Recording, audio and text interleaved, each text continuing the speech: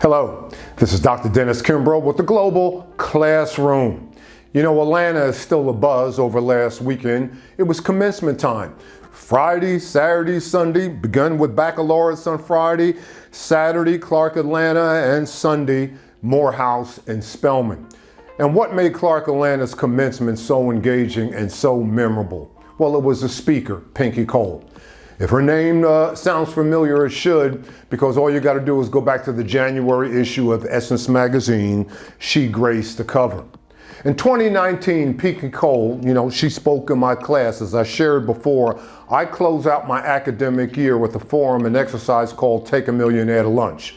And I've been doing that for close to 25 years, where I bring in a certifiable millionaire and I spring for lunch. And that certifiable millionaire is a speaker in my class for that day. Well, in 2019, Pinky Cole was indeed the speaker. She had just launched a food truck that spun off into a restaurant, and she was selling, vegan food. And she had just crossed the threshold of millionaireship. Well, here it is in 2022, and her net worth is anywhere between $20 and $25 million. And she is indeed making a difference. So what did she do that was so memorable? Well, she gifted every graduate with their own LLC. Yep, she partnered with Varo Bank, an online financial institution, and she made every graduate in there a business owner. Well, what is the purpose of this little message? This message is a challenge to those who were in attendance. To the class of 2022, I want you to repay Pinky Cole. And how in the world are you going to repay her? You're going to build your brand and you're going to build your business. And the only way that you will be able to do that is to focus on the 3 pillars of entrepreneurship. And what are those 3 pillars? Well, number 1 is mindset. Number 2 is networking. And number 3 is focus on unique strengths. Well, number 1 is mindset. And what is mindset? Well, that's your greatest resource. That is your greatest resource, taking complete control of your thoughts. Why? Because as Stephen Covey told me, and I got a chance to meet and talk to Dr. Covey several times, I asked him, of all your 7 habits, which one is most important? He said, begin with the end in mind. Begin with the end in mind. The Bible says, don't despise small beginnings. Begin with the end in mind. What thou seest, that thou beest. What are the words, pictures, and images going through the mind of the successful person? They think about dreams. They think about vision. They think about productivity. They think about going somewhere and doing something. They think about their goals and aspirations. What are the words, pictures, and images going through the mind of the unsuccessful individual? They think about lacking. They think about scarcity. And they think about, oh, woe is me. All you've got to do is change the data on the diskettes. There I am with Damon John. And what did Damon John say to me? He says, mindset isn't about how far you can see. It's how clearly you can see. Listen to me, entrepreneurs. You're not in this world to set it right. You're in this world to see it rightly. Number 2, networking. You've got to grasp the art of networking. I want you to pull out a sheet of paper. I want you to write 20 names on that sheet of paper. Individuals that you need to know and individuals that need to know you. Maybe there are other business owners, maybe they're game changers, maybe they're wealth creators. And it's not what you can get from them, it's what you can give to them. And as Carla Harris said to me, go get a suit. Go get a suit. Now, why is that critically important?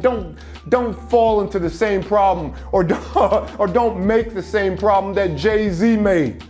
I mean, Jay-Z, there were so many deals that Jay-Z, couldn't take a part of because the way that he was perceived. He didn't even own a suit. He never wore a suit until 2 individuals told him. Number 1, Bernard Arnault. Who in the world is Bernard Arnault? CEO of Louis Vuitton, Moet Hennessy. And there is Warren Buffett. Warren Buffett told Jay-Z, how people perceive you is how they will see you. And how they see you is how they will deal with you. The art of networking.